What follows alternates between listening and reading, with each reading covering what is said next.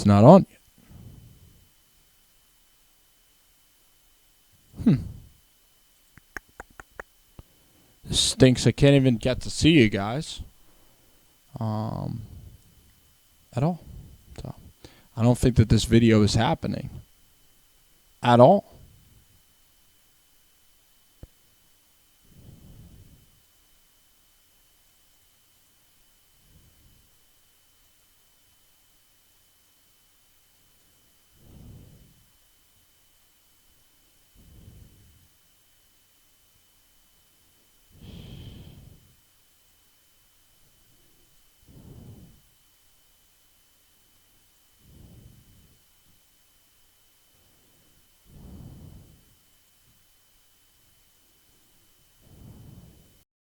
All right, let's try this freaking thing again. What is going on? And I am going to go here, and I am going to talk. I'm going to be live, and we're going to communicate together. Hope that you guys are here. And if you're not, well, then I'm still going to do a video. Now, this should be a public video, I believe. It is. It's public. So we are all good. We are up and running. And we got one guy watching, which is terrific. Could that one guy be myself?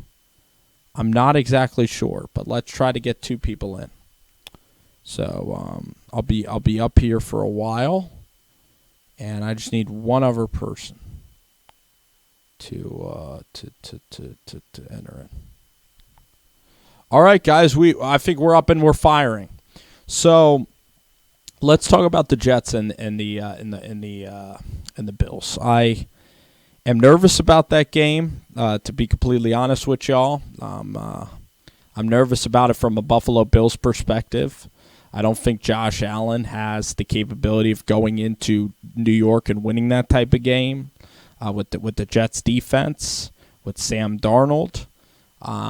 It's going to be a low-scoring slugfest, and I believe that we got to take the New York Jets.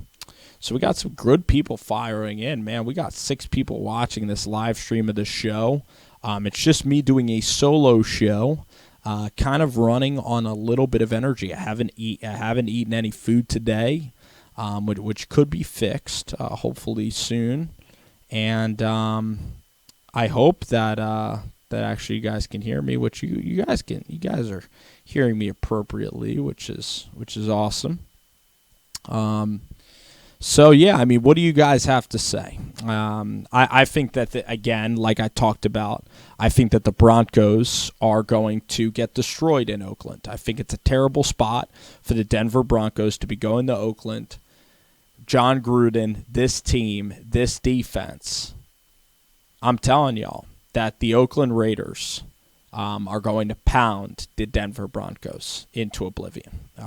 I don't think that Joe Flacco has it in him to survive out there in the wilderness of the Oakland Coliseum, and it's not going to be a pretty game. It's not going to be a pretty game for the Oakland Raiders. Let me just say this right now. I also believe that Kyler Murray's going to have a huge game. I've said that. Giants and Cowboys, that is a game that I'm going to, again, preview tomorrow. But the Giants and the Cowboys, for the New York Giants to be able to win that game, you're going to have to stop Ezekiel Elliott when he comes back on the ground. You look at Leighton Vander Esch and the Cowboys' defense. I still think that the New York Giants, with their offensive line, will dictate play. Saquon Barkley, the Giants will be able to get past the Dallas Cowboys. I said that in my video as well. So if you guys have any questions on the forum about the Niners, about some of the cuts, I think that the Dolphins did a nice job getting back a couple of picks. Laramie Tunsil going to the Texans should help out. The Clowney trade was terrible for the Houston Texans. They needed a lot in return, and they did not get that. So I thought the Texans did a very poor job with that process. Let's see if you guys are commenting, and I'm just not seeing it. I'm going to type here. So I'm happy that y'all are here hanging out. I'm a little bit beat. I got a big show tomorrow, about an hour show tomorrow that I'm going to be carrying with a couple of people. I could continue to sit here for the hour, discuss the NFL games. I mean, New England and Pittsburgh, do we really think that Pittsburgh is going to go into New England and win that game? I would say probably not. I doubt that happens. I doubt that the New England Patriots are going to lose to the Pittsburgh Steelers, and that game just really isn't exciting at all. Then you look at the Chicago Bears playing the Green Bay Packers. Am I necessarily excited for that? I am a little bit. See Aaron Rodgers and Matt LaFleur in this new look offense play the Chicago Bears. But at the same time, the Chicago Bears, Mitchell Trubisky, this offense with Matt Nagy is going to present a lot of problems for the Green Bay Packer defense and Mike Pettin. And I just expect it to be a low-scoring, ugly game. I mean, Chicago's defense, even under Pagano, I would be very disappointed if the Chicago Bears cannot repeat and cannot win this game. It's at Soldier Field. The Chicago Bears should be able to go out, win this game, take the points. Green Bay is still a very, very young team. I expect the Chicago Bears to still come out here, take the points, and win this football game. I really do. It's going to come down to Rodgers and stuff. Let's look at the Buffalo Bills. We have a lot of Bills fans on here. It's going to come down to Josh Allen and Cole Beasley, like I talked about, those third down conversions. Can the Bills hit any explosive plays? And Nick Lettieri, what's going on, yo? A Gucci Raptors fan. Thank you for coming into the show. I'm going to make this a way that I can also do a little. I could do a little bit of NFL, college, and it's a good idea to get the Facebook up and running as well. You guys can like my show, Rover Sports, on Facebook because we do a lot of exclusive content over on that page as well. So I want to thank you guys for coming in here to the show. I think the Jaguars beat the Chiefs. If you guys haven't seen that video, I just think the Jags defense is going to be really good. The Miami Dolphins defense looks absolutely phenomenal in the preseason. The Dolphins are going to have a really good defense under Brian Flores. Fitzpatrick needs to do just enough to win. The Dolphins aren't a great football team, but I don't know if the Ravens are going to be able to do anything offensively, and the Ravens are going to hang around, and they're going to end up getting beat by the Dolphins. 7 points is way too many. The Ravens, Lamar Jackson is not a good quarterback. He is probably not going to be here next year in the NFL. And the Miami Dolphins, although they're a bad team, the Miami Dolphins are going to be able to survive versus the Ravens. I really think that the Dolphins will have a wonderful opportunity to defeat the Baltimore Ravens in that football game. I do. UCF Jaguar, thank you so much for coming here, man. It's great to hear from you. I'm so blessed to have you in the stream. Sound a little bit weird, a little bit over the top. Ryan Zaremba, you're one of the best YouTube guys that I have. You comment on a ton of stuff, and I thank you so much. I think that this game is less about Nick Foles, and it's more about Leonardo Fournette. Leonard Fournette at the beginning of seasons is really fresh, and Leonard Fournette is a guy that is a battering ram out there. I mean, what he did versus the Houston Texans was fantastic a couple of years ago. Leonardo Fournette is an elite level back. And this offensive line, you now get Cam Robinson back. Patrick Mahomes is not going to be able to have any time to throw. I mean, Mitch Morse is gone from Kansas City. Luke Fisher's still their left tackle. Their offensive line is not very good. Their running game with Damian Williams is not what it was with Kareem Hunt. The Jacksonville Jaguars are going to dominate the line of scrimmage in this game, and the Chiefs are only going to score about maybe 10 points. The Jaguars should score about 16 points, and the Jags should win comfortably. Now, you're saying that the Dolphins are going to get smoked versus the Ravens. The Ravens and Lamar Jackson have no passing game whatsoever. The Dolphins are going to dominate the line of scrimmage. Kenny Stills was not getting along with Coach Flores. They let Kenny Stills walk. I know that Laramie Tunsil is also gone, but nobody's expecting Fitzpatrick to play that well anyway. It's just going to be a defensive slugfest, and in a defensive slugfest, you take the Miami Dolphins and you take them straight up.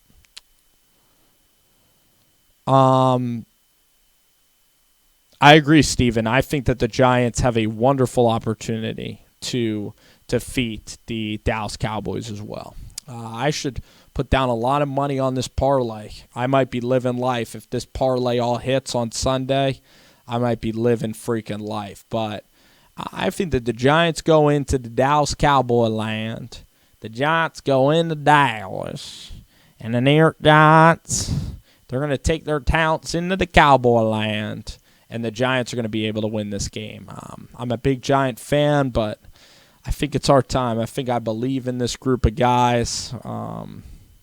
Dak Prescott, I don't think he's going to hurt us too bad. This defense is going to limit the Cowboys to about 14, 17 points, and the Giants will get to about 20 points.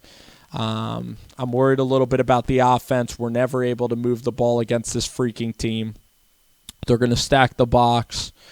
And they're going to force Cody Latimer to go deep down the field. So Eli needs to be protected. I'm scared. It's going to be a low-scoring, very intense first half. We're going to somehow need to wear him down with Saquon Barkley.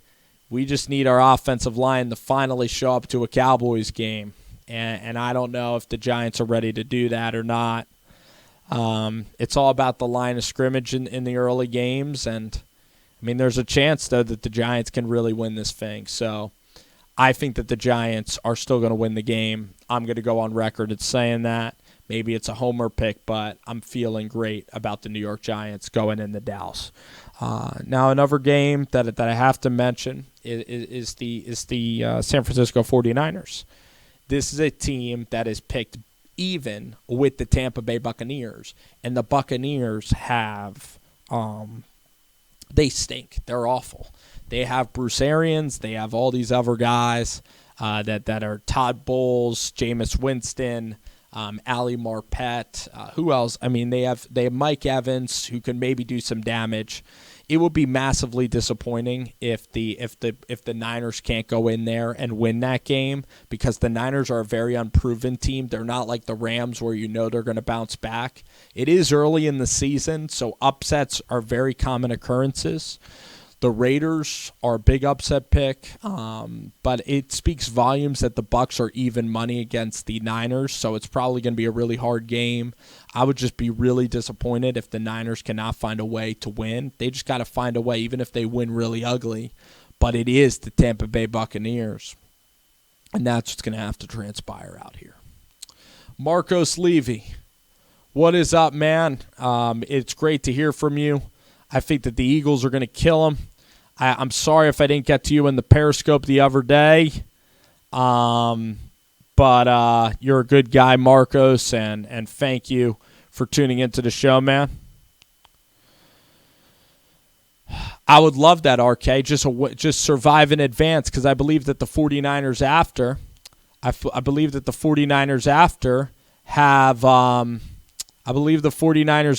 have the Cincinnati Bengals.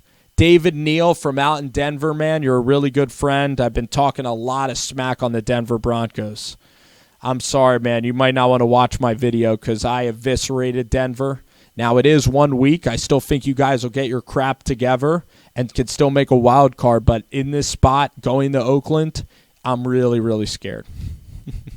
And, David, that's what it's all about. People who love Rover Sports have really tough skin. They know that the Rover can always go crazy and can always turn his back on you for a week or so, or I'm always going to be really honest. And I'm going to be honest about the games. So, David, you have the thickest skin out of anybody on YouTube, and just know that. Just know that you could take a punch, and that's what it's all about. I'm testing Broncos fans. It's like, you know what? It's like with a girlfriend, you got to be honest with your girlfriend if you want to be a long-term relationship. Gotta go, Rover. Hit me up if you and your dad are coming down. Hope all is well, from David in Atlanta. Well, that's very sweet, David. Thank you for the kind words. David is a guy that I took to the Eagles-Falcons game, and we watched, and we were really disappointed that the Atlanta Falcons couldn't beat the Eagles last year. Matt Ryan had an opportunity. Their defense played well enough. Keanu Neal went down. Deion Buchanan or Jones or their linebacker went down. Will the Cowboys sign Zeke Elliott before week 1? I am going to say there was a lot of progress made. If I had to give a prediction, I'm going to say that they are. Now, Zeke is not in great shape, so Tony Pollard is going to take over. I think Kyler Murray is going to be really good for 1 week. I think Kyler will be great against the Detroit Lions. That's not saying that throughout the year he is going to be an elite-level quarterback, but we're just looking at the week 1 preview, and he has a very accessible matchup versus the Detroit Lions. I don't see the Detroit Lions being able to contain Kyler Murray. I think that Detroit is in a whole lot of trouble. I really think that Arizona is going to have a wonderful opportunity to win this football game. I'm going to take a couple of favorites. I'll take Minnesota and the New York Jets, not too confidently. I think Pollard is very good. I need to see more of him in game action. I know he was good at Memphis. I need to see more highlights. He's very good at catching the ball out of the backfield. But to just compare somebody to Alvin Kamara, I mean, that's comparing somebody to one of the best backs in football. If I were the Cowboys, I would not resign Ezekiel Elliott if he's asking for $14 million, because that's a ton of money. Maybe put him under the franchise tag. I think that's a very good point, David. I think Darnold will take a step. Now, Adam Gase is a sociopath from a personality standpoint. He is one of the worst personality standpoint that he's a terrible personality standpoint. Adam Gase, he's a guy that is absolutely bonkers nuts. Connor Burke, what's going on? So Adam Gase, he's not going to be able to hold that locker room together for years and years. He's going to be out of a job within 1 or 2 years. Gase is terrible from a personality standpoint, but from a play calling standpoint, it might work for like a half of a year. Darnold is a decent quarterback. It very well could happen, especially early in the season. You might see Darnold start whipping people, but will he do it for the long term? Who knows, because it's a new scheme fit. I think Josh Allen has the potential to also take a big leap this year. Jimmy Garoppolo, Josh Allen are the two guys that I think are going to take leaps. Could Jameis Winston cut down on the picks and take a leap? That is an interesting candidate, but I like Jimmy and Josh Allen to take those leaps. The Sports Critic, how are you, my friend? Marcos, the Texans are doing some Chip Kelly type moves. I think that the Texans are not doing well at all. I mean, they did get a nice left tackle, but why wouldn't they just hold Jadeveon Clowney hostage? And Connor, you're absolutely right. I mean, but here's the thing. Gase is a good play caller, but to be a good coach, it's very rare for a coach like Patricia or Belichick or even Brian Flores to be good. Your personality, your team chemistry, your leadership qualities, that is what succeeds in the NFL. You look at Matt Nagy, Sean McVay, and Kyle Shanahan, Doug Peterson, all those guys are tremendous leaders. All those guys keep their teams even keel week in and week out. They're very player-friendly, and we are entering to a player-friendly we are entering in, trying to muster up words here. We are entering into a player-friendly sort of universe in the NFL with Andrew Luck retiring, with all these guys and with free agency. Look at Melvin Gordon. Melvin Gordon loved the Chargers, and in 1 year now, Melvin Gordon wants to get paid. And Melvin Gordon's a good guy. I don't think he creates a lot of distractions, but it's very hard now to communicate with players in the NFL, and you have to have that in your bag. A lot of guys are selfish. They want money. And it's America. It's capitalism. That's okay, but it's hard to be a coach and a GM in this standpoint, and the Patriots do it the best. They have tough love, and everything has worked out for the Patriots. And McAdoo is exactly right. I think that Eli Manning, if healthy, can start the whole year. I really think it could be 11-5 for this Giants team, because you look at this Giants schedule, the Sports Critic, and the New York Giants to start off the year, okay? And thank you for bringing this up. This is why I need comments. I need comments to get me through a solo show. I don't have a co-host that can also take time off of my hands so that he can talk when I'm talking. If I'm going to do a 30 minutes or an hour show and I haven't eaten all day and I'm really tired, I'm not saying this for y'all to feel sorry about me, but it just makes it so much easier if you guys can pedal through the show, because you guys really are the MVP for the show. So the New York Giants, to start off the year, they go to the Cowboys. Ezekiel Elliott isn't necessarily there. Michael Gallup is going to be locked down by DeAndre Baker. The Giants' defense always plays well against the run, and they always play well versus the Cowboys, excluding the end of last year when a lot of injuries were there. So I look at the New York Giants, and I really believe that the New York Giants can defeat the Dallas Cowboys. So that puts the Giants at 1-0. Then they play the Bills in week 2. That's a very winnable game. If the Giants are home for that game, the Jets are 3-point favorites versus Buffalo. The Giants will probably be a pick-em favorite, maybe a pick-em in that game. It'll be a tough game, but I think the Giants have a great opportunity to be 2-0 or at least 1-1. Then the Giants go down to the Buccaneers. The Buccaneers will have 3 weeks of tape on those guys. A very tricky game, but yet a winnable game. Then the Giants play the Redskins, a game that they should win, even if Dwayne Haskins is starting at quarterback. Then the Giants play the Vikings. They then have a Thursday night game against the Patriots, which could be a trap game for the Patriots. They then play the Cardinals at home. They go to the Detroit Lions, and maybe the Lions will be in complete turmoil by that standpoint. They play the Cowboys at home and the Jets on a neutral site. The first 10 games of the season set up great for Eli Manning.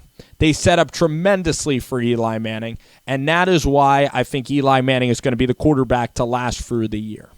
Gritty City, what is going on, man? Thank you so much for coming into the podcast.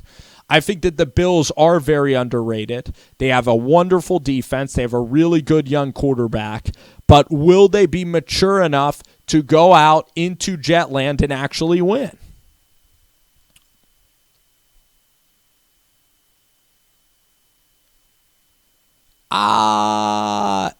Very true. Very true. I love the trade because they freaking got back that guy from LSU who's been everywhere. What was his name?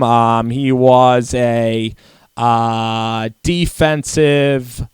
He was a defensive. What's his name?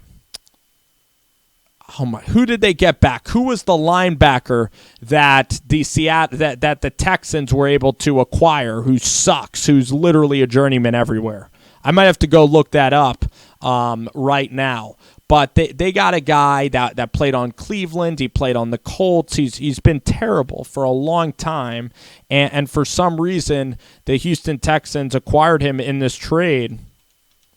The Houston Texans got back dog shit for one of the most talented players in the NFL. What the hell was that trade with Seattle? They got back a third-round pick, and they got back this linebacker that sucks. Oh, my God. Let me tell you who they got back. They got back, oh, my God. Barkevius Mingo. And Jacob Martin. Wow. Wow, I'm flipping out if I'm in Houston, Texas. Wow. Now, Houston did get Laramie Tunsil, who's a really good player. Barkevius freaking Mingo?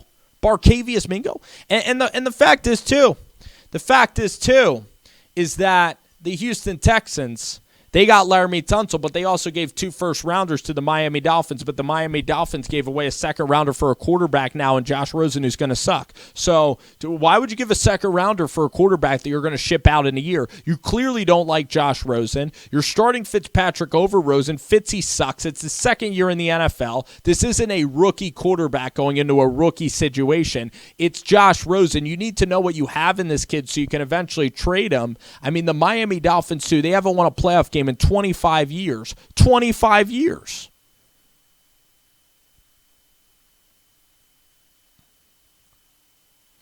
I don't think, Marcos, that the Eagles were trading Dillard, and that's why the Texans did not trade Andre Dillard. That's why the Eagles didn't. That's why the Texans didn't do a trade with the Eagles, because they're pissed at the Texans because the Texans wanted Andre Dillard. But the Texans, I mean, they needed to move up then and get him. The Eagles stunned them because the Eagles have Jason Peters, they have Mailata, and the Eagles also have Lane Johnson. So it was an amazing move by the Eagles general manager and Howie Roseman, and that's why Mailata is possible to be a trade asset, because now you have Lane Johnson and you're going to have Andre Dillard as your left tackle after Jason Peters leaves. I think that Rosen, too, in Miami, I don't even know if Rosen was that awesome in terms of getting away from pressure. He's really bad versus pressure. He takes a ton of sacks. He's going to take a huge beating this year. The Texans, or the Dolphins' offensive coordinator is not very good. Brian Flores isn't an awesome coach. He knows how to coach defense a little bit. That's why the Dolphins will have a chance against a bad team like Baltimore and a really terrible offensive staff with Greg Roman there. So the point is, though, is that they traded a second-round pick for Josh Rosen when they could have kept that second-round pick and picked a developmental defensive or offensive player that would have helped them in the long run. So really the Dolphins are pretty much hypocrites in the Josh Rosen sweepstakes. They're huge hypocrites.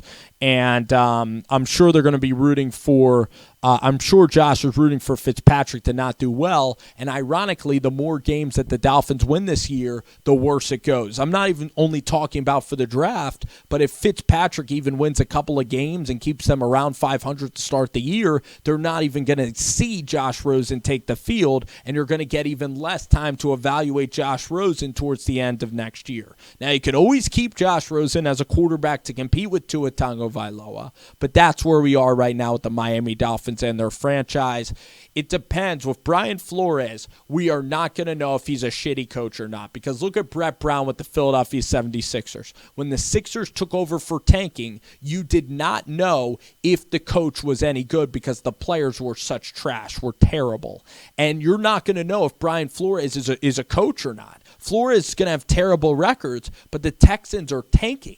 So it's not like Flores has decent talent. It's not like your Matt Patricia or Bill O'Brien. It's not even like your Harbaugh, and your whole plan and your whole culture is in place, and you actually have some notable guys on your team. This Miami Dolphins roster now, there's not a lot of weapons on this roster. Maybe Gesicki and Albert Wilson are the weapons that you have. Devontae Parker still isn't very good. I don't think there's any development. I don't have any confidence in Chad O'Shea whatsoever to turn this thing around. So it is just freaking bamboozling.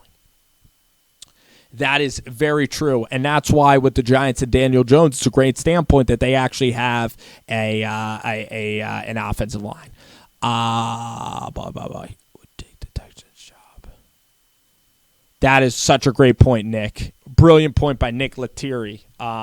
Great point. I think that they tried to hire the Patriots guy that was there, but they weren't able to acquire him. And but Bill O'Brien, I think Bill O'Brien just wants to be the own GM himself. And the point is, if Bill O'Brien gets fired, it will be a complete disaster. I mean, they gave up so much draft capital. If you look at the Dolphins, it's actually a brilliant move because the Dolphins could suck, and now if Bill O'Brien sucks this year, the Texans, I think, play one of the hardest schedules in the NFL. That makes me smile if I'm a Dolphins fan, how special that is, because they might have found gold. They might have found the Celtics Brooklyn Nets equivalent. It might be that might be an incredible move. I think the Dolphins actually made out like bandits. They gave away Kenny Stills. I mean, you have Kiki QT, you have DeAndre Hopkins, you have Fuller. Why do you need another wide receiver anyway? If you were going to be giving up players, you should have tried to get Christian Wilkins. You should have tried to look at a Fitzpatrick or an elite level secondary guy like a McLean or somebody good in the secondary that they have.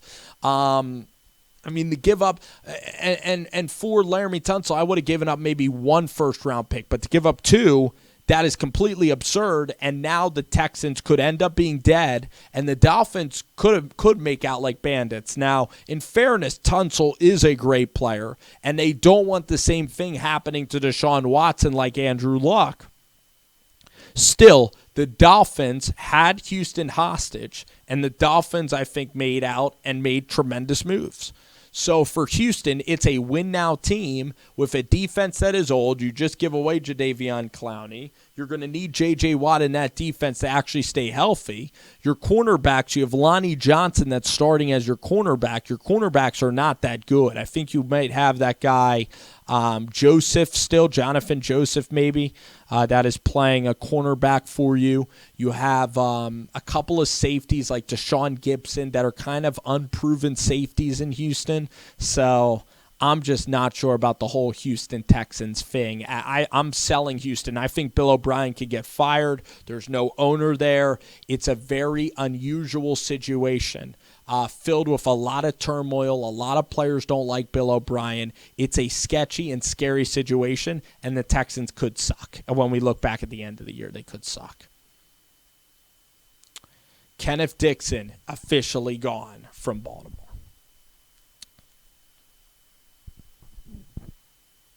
Interesting, but I also thought that he was fired for reasons outside of football as well. Dealing with personality, some of the statements he made, some of the players thought that he was racist, that he did not get along with players, that guy Gaines. There was a lot of stories on him. Now, maybe that was just, journalism made to cover up his failures as a general manager, but I think that there was other accusations there. But as we go back to the Houston Texans, man, wow. Odell Beckham Jr., what is going on? I agree that the Giants beat the Cowboys. I agree with you on that one, my friend. Book it. Book it. That might be my new It's Gucci slogan. Oh, man, it's been fun with y'all. Let's talk a little bit about the 49ers for my guy R.K. Belmont, who's in the house right now. Okay, so this game is fascinating. You go to Tampa Bay. They're a really crappy ball team. Their defense is not that good. They have Todd Bowles there. This is a game, Jimmy Garoppolo. I know that Devin White's there now, but it's going to be beautiful. I think it'll be nice weather. Actually, it's a hurricane down there. So usually you think Florida in September, you're thinking it's going to be decent weather. It's not going to be as hot as it was in August. Point is that the 49ers got to win this game because even if the Broncos lose to the Raiders or, even if Kansas City loses to the Jaguars, those coaches are established coaches, or the Broncos are going to have a lot of opportunities. But for the 49ers, the perception around Jimmy Garoppolo, a lot of the fan base is already starting to turn on Jimmy based on that preseason game against the Denver Broncos. I know he came back versus Kansas City, but a lot of people are thinking that he could be the next Brock Osweiler, a guy that had a couple of good games and was given a big payday, and he's not going to live up to the billing.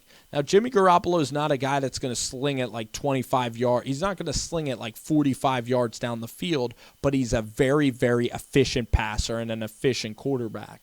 So I still think Jimmy is awesome. I love his style in the Shanahan offense. I am worried about this offensive line. They've made no upgrades to the middle interior of this line. You still have Weston Richburg there, Lincoln Tomlinson, and Garnett.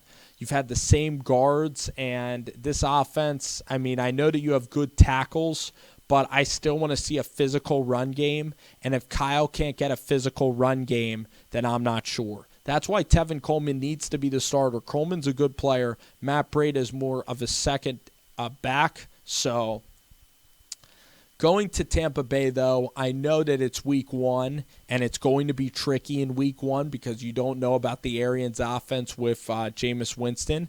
It's a game that I'd actually stay away from betting on. I would take the 49ers if I had to, but it's such a tricky spot. This game means so much for Kyle Shanahan and Jimmy Garoppolo and their perception, and if they go out and beat Tampa Bay, even by 1 point, it means everything. I'm not going to say it's a do-or-die game, but this game early in the season is absolutely huge for perception for Jimmy Garoppolo around the NFL. And it's the biggest opening game that I think we have in the NFL this week. I'm the most fascinated to see Jimmy Garoppolo and Kyler Murray in their starts. But this is the most important game for a coaching staff and for everything. I think it's also important for Matt Patricia to win. That Detroit-Arizona game is one I'm fascinated about as well.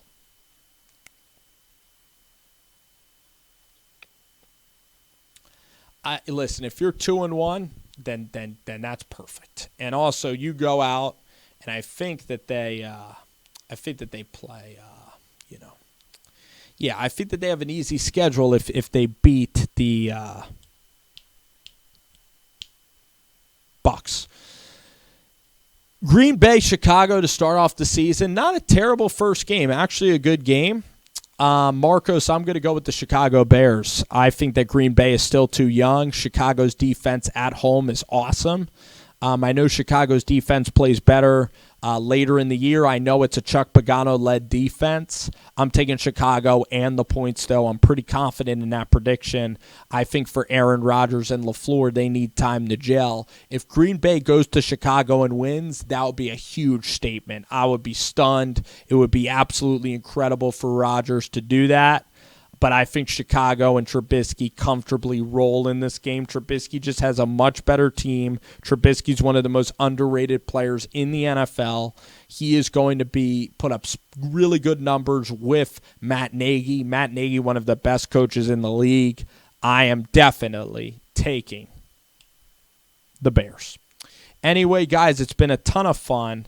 I'm going to have to bounce out here, but I wanted to greet a lot of you guys that subscribe to the channel that talk, because sometimes in the comments I'm not too sharp at getting back to y'all on the comments. Sometimes I see your comments, but I need to go ahead, give them some hearts and some other stuff, but I always appreciate the comments, trust me. Even if I don't respond, I appreciate them, and week 1 is going to be fascinating, and tomorrow I got a whole nother show. I'll even have more energy. You're going to even see other people on the live stream tomorrow, and it's going to be absolutely wild. So, alrighty, guys, thank y'all so much. It's been a lot of fun hanging with y'all. Take care. Have a wonderful day.